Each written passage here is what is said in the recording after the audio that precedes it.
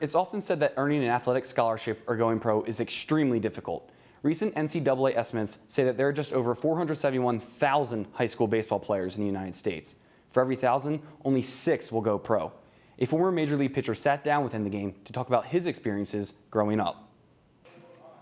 It's the dream of so many kids, to grow up and play in the big leagues. For most, it remains just that, a dream.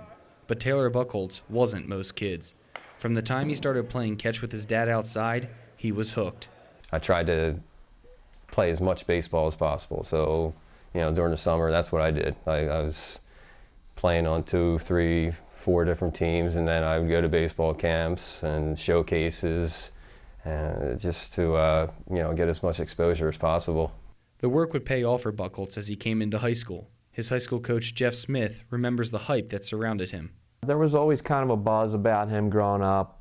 I guess I heard a little bit about him when he was in middle school, just living in Springfield, knowing, reading the papers and stuff. Soon, scouts became a fixture at his high school games. And then it happened. I just remember that day just listening to it on the internet, just waiting for my name to get drafted, and then finally it was Philadelphia Phillies in the 6th round, and I was like, oh my God, this is unbelievable.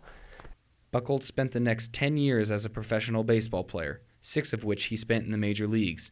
But ask him what his most memorable game is, and he won't tell you about his first win, or his first hit, or the night Osama bin Laden was killed. He'll tell you about 2007. When I was playing for the Rockies, I guess we won 22 out of 23 games to get get into the World Series. Just that whole experience of that month of not losing a baseball game, pretty much. It doesn't happen in baseball. The Rockies would cap off their run with a World Series title. I don't even know how to put it into words, but it was just it gives me chills to this day. But with all of the good times, there came some setbacks. Buchholz had Tommy John surgery in 2009 to fix a torn ligament in his elbow, and later had labrum surgery in his shoulder. The experience was a hard time for Buchholz as he had to recover on his own. There's a lot of loneliness there because you're by yourself pretty much. All the guys are out there playing, and you're missing out on that camaraderie, being on the team, and you're just kind of by yourself for a long time. Buchholz recovered from his surgeries, but has retired because of the stress on his body. Instead of playing in the majors, he'll be coaching at his old high school, trying to pass on what he has learned. Kids in Springfield, Pennsylvania, as young as 12, are trying to work hard to get where Buchholz has been. Every week I go hit with the Upper Darby High School baseball team, and when on a free night, I usually go over to the cages and throw a little bit. Now I'm playing for All-Star, and that's almost like a really big deal, and it's a pretty big stage. Me and my friends go up usually every Friday night and just hit at All-Star Baseball Academy, and we run out a tunnel. All 3 young men play for a travel team, the All-Star Academy baseball team. Mike Smith and Andrew Todaro both say that baseball takes up the majority of their time during the year, and Tommy Toll says that baseball can take time away from other sports that he plays. So instead of playing basketball, I'm usually playing baseball on Sunday, so probably baseball takes a lot of time away from other sports too. Smith says that while he loves baseball, he finds himself having to get back into the swing of things, sometimes a little reluctantly. Usually towards the end of the season, or when I'm just starting the season, I'm like, oh, I'm back in baseball. But then once we start getting used to it again, I really start to love it again. A growing group of people is starting to worry about the pressure youth sports are putting on kids, whether it's baseball, football, or even hockey. Former Penn State ice hockey coach Joe Battista is one of them.